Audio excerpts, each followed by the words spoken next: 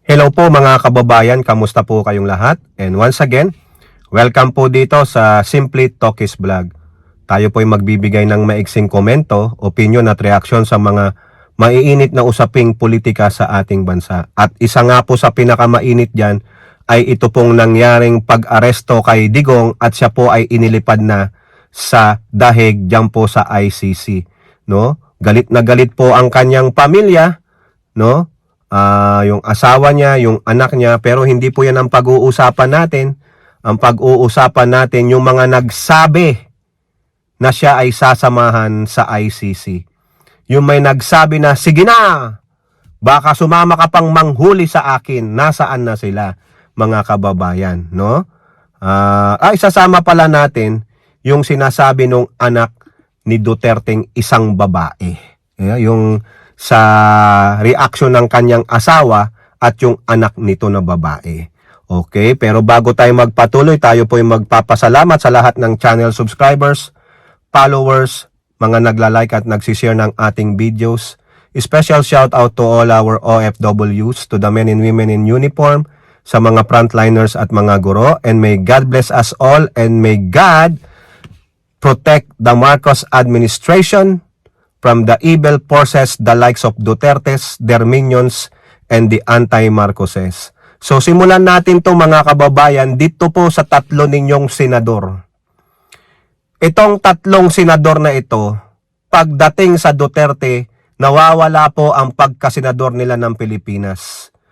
Mas uunahin nila ang kapakanan o interes ng mga Duterte kaysa maging senador ng bansang Pilipinas. Senador para sa buong Pilipino. Tulad na lang po ng kay Bongo. Nakita nyo naman, no, napanood nyo siguro yung mga videos dyan ng mga vloggers, influencer doon na inaantay nila si Digong. Nasaan si Bongo? Nagdala pa ng sariling ambulansya. Akala niya magagawa niya ang gusto niya dahil siya ay senador ng Pilipinas? Naging senador ka ba ng Pilipinas during that time, Bongo? Bakit iisa lang ang pinagsisilbihan mo, ang iyong amo na si Duterte? Di po ba? Sinasabi niya, hindi siya pinayagan, hindi sila pinayagang isa kaysa sarili nilang ambulansya si Digong dahil kailangan check-upin. Ganon? Bakit kung ganon pala may sakit si Digong, bakit pinapunta nyo pa ng Hong Kong? Bakit pinagala nyo pa yung mama? O ngayon, nagkaroon siya ng ordeal dyan, no? Na-blitz kayo, na-surprise kayo sa ginagawa ng Administrasyong Marcos, kaya nagkandara pa kayo.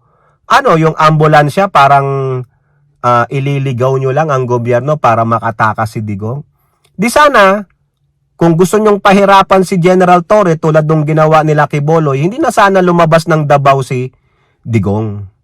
Sana, nagtago na rin siya tulad ni Kiboloy. Kaso, kayong mga nakapalibot kay Digong, no? Hindi man lang kayo naawa sa matandang gurang na ulyanin na yan. Biruin nyo mag-o-80 na yung matanda, pero gamit na gamit pa rin ninyo yung pangalan niya. Hindi ba kayo makakagalaw ng sarili nyo nang walang Duterte na nakaakibat sa inyo? Ibig sabihin, ginagamit nyo lang yung matanda, hindi kayo naawa. Ni halos hindi na nga makalakad, makatayo. Pero kayo gamit na gamit nyo pa rin siya. At hinahayaan nyo pa siyang mambalaura. O ayan, nagalit ang Diyos. Si Bongo nanghihingi ng prayers para sa kanyang among si Duterte. Hindi po masamang manghingi ng prayers o magpaabot ng panalangin sa Diyos. Ang tanong, didinggin ba at ipagkakaloob ang inyong prayers? Kung paano po ginago ni Digong ang Diyos, minura ni Digong ang Diyos tapos hihingi kayo ng ganyan? Inalipusta ni Digong ang Diyos. Ang sabi sa Bible, God cannot be mocked. O ayan ang balik sa inyo. Ikaw, Bongo, hihingi ka ng prayers, ang sinasambit ng mag-amang Duterte ay demonyo, impyerno, tapos hihingi kayo ng dasal, ipaabot sa poong may kapal. Nek-nek mo, Bonggong Tsekwa. O ngayon, nasaan ka? Nasa dahig ka? Ibig sabihin, dapat pag ganyan lang naman, ang pinagsisilbihan mo ay isang tao, isang pamilya lamang, mag-quit kayo bilang senador. please lang mga kababayan, wag nyong i-re-elect itong si Bongo dahil hindi sambayan ng Pilipino ang isusulong ng taong yan. Ang interes ng kanyang among si Digong at ang interes ng China. Nakita nyo ang ginawa niya? Pang Duterte lang siya. Hindi po siya sa sambayan ng Pilipino. Meron pa isa. Punta naman tayo kay Bato. Ha? Si Bato, noong nababalitang yang ICC arrest warrant, di ba nagpa-press con pa siya mga kababayan? Anong sinasabi niya kay Trillanes? Galit na galit siya, maiyak-iyak siya sa galit.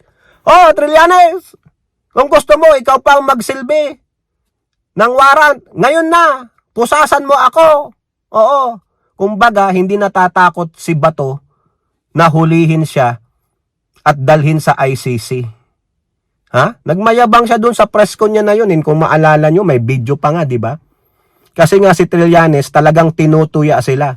O now, the day of infamy sa Duterte family, March 11, the day of infamy when the mighty has fallen, when Digong, the once a dictator and a killer of Filipinos, a mighty one, has fallen. Nasaan si Bato? Nag-file ng petition for summary prohibition? Nag-iiyak ka, anong magagawa ng iyak mo? Yung amo mo nandun na sa ICC. Sana sinama ka na eh. Pero ano, di ba nagbigay din ng statement si Bato prior to doon sa outburst niya kay Trillanes?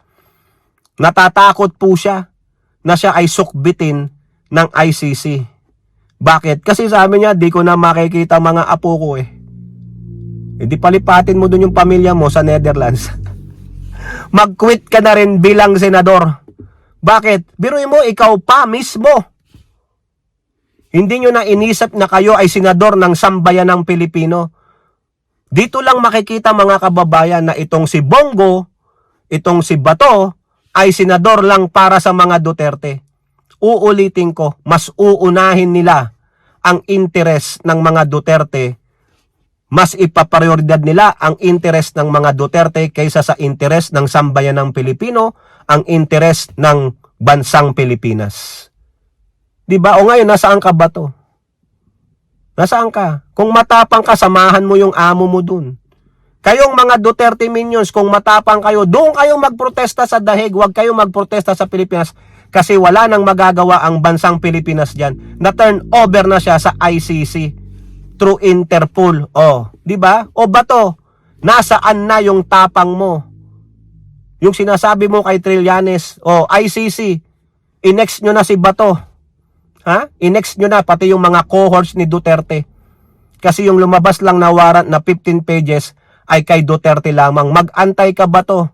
Tiyak, baka magtago ka na sa Davao, gagayahin mo si Kibuloy. Dahil ang itlog mo nandyan na sa pisngi mo. Oo. O now, pasok pa tayo sa isang senador na ito. Yung senador ng mga Duterte din. Yung number 1 senator ng 2022, si Mr. Wonderful Tonight, Robin Padilla. Nasaan si Robin Padilla?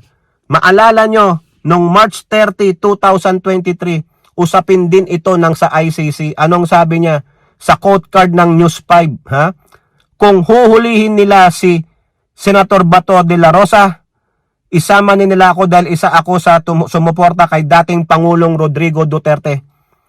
Diyan sa drug war. Walang iwanan nga eh. Sasamahan ko sila kung saan sila. Total, sanay naman tayo sa kulungan. Sa abroad pa. Naku, masarap pagkain doon. O ngayon, Robin, nandun na yung Tatay Digong mo. Sabi mo walang iwanan. Tutuparin mo ba to? Kaya mo bang panindigan tong sinabi mo nung 2023 March 30? Di ba? Kaya mong sumama dun sa kulungan sa dahig? Sige, gawin mo. Mag-aantay kami. Pag magbubunyi pa ako kung gagawin mo yan. O ngayon, mga kababayan, nagbigay siya ng statement about dyan sa pagkaka-aresto kay Digong. Anong sabi niya? Ha? My earnest plea, Mr. President, it is for you to exercise your executive power to halt the operations of the Philippine National Police in following directives from a foreign entity that undermine our laws and violate our sovereignty. The fate of our beloved country now rests into your hands, Mr. President. We must consider the sentiments of our people, especially in these critical times when the world is shaping its future. Unity among Filipinos is crucial as we navigate this era of geopolitical conflict and trade wars. Ulul, hindi mo alam pinagsasabi mo. Uulitin ko, ha? Hindi po ito tinugon ng Pangulong Marcos. Nagmistulang bingi ang Pangulong Marcos, which is correct sa akin. Kasi nung binabalahura ng mga Duterte minions ang Pangulong Marcos ng administrasyon nito, nasaan ka, Robin Padilla? Bakit hindi mo sinabihan ang mga bumabatikos sa Pangulong Marcos ng bangag-bangag? Tahimik kayo. Ngayon, yung tatay digong ninyo, ang binigyan ng karma, nag-iingay kayo? Kilala nyo ngayon ang Pangulong Marcos? Humihingi kayo ng tulong at gagamitan nyo pa ng unity? Parang kasalanan pa ng Pangulong Marcos? Ang Pangulong Marcos nanindigan na we are just following the rule of law. Tayo ay member body ng Interpol and Interpol is requesting our help to apprehend this wanted criminal that it has a red notice, a warrant of arrest. Bakit hindi tayo tatalima? Ngayon, kung may problema kayo, gawin nyo ang gusto nyong gawin. Kung gusto nyo ng ingay, revolusyon, do it. Kung gusto nyong gawin sa legality, then do it. Di ba? O Robin Padilla, ngayon kilala nyo ang Pangulong Marcos, ha? Galing ninyo. Nung chinachastise, nung inaapi, pinagsasabihan ng kasinungalingan, nasaan kayo? Kilala nyo lang ang Pangulong Marcos kung hihingi kayo ng pabor, mga ulul. O di ba? Nakakahiya. Biruin nyo, 3 senador ng bayang Pilipinas sumasahod ng mahigit sa kalahat 1/4 million, 250,000 pataas pesos kada buwan. Pero senador pala para sa isang pamilya lamang, mga Duterte lang. 'Di ba? Biruin niyo nanghihingi ng pabor sa presidente. Tama ba 'yun? Ang presidente naggo-govern based on the rule of law. May warrant of arrest, bakit hindi pwedeng ipatupad? Whether banyaga man yan o lokal. Sino ang unang lumuhod sa mga dayuhan? Di ba ang mga Duterte? Hindi sila makapalag sa West Philippine Sea bagkos naging tuta pa sila ng China. Tama, mali. Tapos meron pa kayong audacity na kasuhan ng impeachment. Ang Pangulong Marcos, do it. Di ba? O now, pasok naman tayo dito sa sinasabi ng asawa ni Digong na pangalawa at yung kanyang anak dyan sa pangalawang asawa niya na yan. Kung napanood nyo yung video, no, sinasabi ng babae na abusado ang mga pulis. Paano po naging abusado ang mga pulis? Pinapatupad lang nila ang kanilang mandato. Binasahan ng Miranda rights ang asawa mo. Di ba? Wala tayong magagawa doon. Nandoon ka. Nandoon ang pamilya mo. Sorry but not sorry that your family have experienced that one. Pero kayo ba na-experience nyo yung ginawa ng asawa mo? Yung kanyang ipinag-utos sa kanyang war on drugs? Ha? Yung mga nanay na nawalan ng asawa. Yung mga nanay na nawalan ng mga anak. Yung trauma, yung sakit na dinanas nila. Lalo na naalala ko mga kababayan yung isang nanay na biktima, natutulog sila. Oras ng gabi pinasok sila. Inilabas siya sa kayong anak niyang babae tapos pumutok ang mga baril, patay ang kanyang anak na lalaki at asawa. Tapos gusto pang kidnapin yung anak niyang babae. Nagmakaawa lang siya. Naramdaman niyo po ba yon? Yung powerless. Powerless ka. Nakita mo, pinatay yung asawa at anak mo, mahal mo sa buhay, pero walang hustisya. Sino pa? Yung si Kian. Nagmamakaawa dahil may examen siya bukas, pero hindi siya pinakinggan dahil sa udyok ng asawa mo, sa utos ng asawa mo. Ginamit ang asawa mo, kasalanan niya. Dahil nagbigay siya ng utos. Diba? Bloody. Kung hindi niya sinabing ganun, hindi siya makakasuhan ng ganyan. Diba? Pwede siyang masagip. Pero siyang nag-utos eh. Inamin niya, udyukan ninyo. Para manlaban, para mawala ang problema ko. Inamin niya may mga grupo na pumapatay ng mga alleged suspect. Meron siyang death squad. May mga membro dati ng grupo niya na pumapatay sa katauhan ni Las Cañas at Matobato. Yung gruesome killing. Tapos sasabihin nyo, abusado ang mga pulis na binasahan lang siya ng Miranda rights. Ano kayo? Entitled? Tapos yung anak niya na babae, mga kababayan, kung ano-ano ang pinagsasabi. Minura pa ang isang magiting na General Torre. Tapos nag-uudyok pa sa sambayan ng Pilipino na wake up people. Well, the majority of people already awaken. Nalaman namin ang katarantaduhan ng tatay mo. Pasalamat tayo sa Quadcom. Pasalamat tayo sa mga biktima ng peking drug war na ito na AJK na hindi nag-give up at may mga grupo na talagang tumulong sa kanila. Na-expose po ang katarantaduhan ni Digong. Pero hindi siya remorseful. Kasi feeling niya, yung ginawa niya is justifiable. Ginawa niya daw yung para sa sambayan ng Pilipino. Ano ang na-benefit namin? Wala! Nandiyan pa rin ang problema sa droga. Nandiyan pa rin ang problema sa West Philippine Sea. Nandiyan pa rin ang problema sa kahirapan at kagutuman. Ano ang nagawa mo? Yung 10-year passport validity? Given. Ano pa? Mas maraming nagawang mali kaysa sa good. Di ba? The bad outweighs the good. Yung plundering, yung pagpapalibot mo ng sarili mo ng mga drug lords. So therefore, abusado pa ang mga polis. Kayo ang abusado. Sorry but not sorry.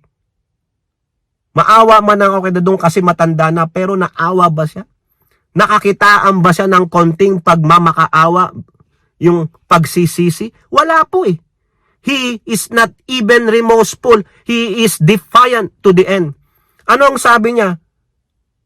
Mamatay na lang siya kaysa dalhin siya sa mga puti, sa mga banyaga. Ba't di niya ginawa? Bakit hinayaan niya sarili niya dalhin siya sa ICC kung ayaw niyang humarap sa mga puting banyaga? Di ba? Hoy Digong, ang mga Tsekwa banyaga din. Di ba? Puti din kulay nila. Oh. Huwag niyo sabihin yellow. Di ba? Oh. Anong pinagkaiba ng mga inchik sa mga puti? Pare-pareho rin silang banyaga. Huwag niyong sabing nag-cower tayo sa mga banyaga. Ikaw, Digong, ang unang lumuhod sa mga banyaga.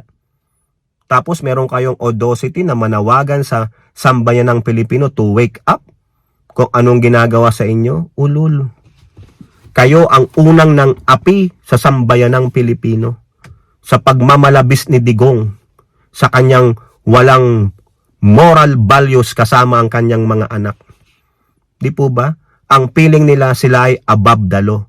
Remember, no one is above the law. Karma is a bitch. Buti nga sa inyo.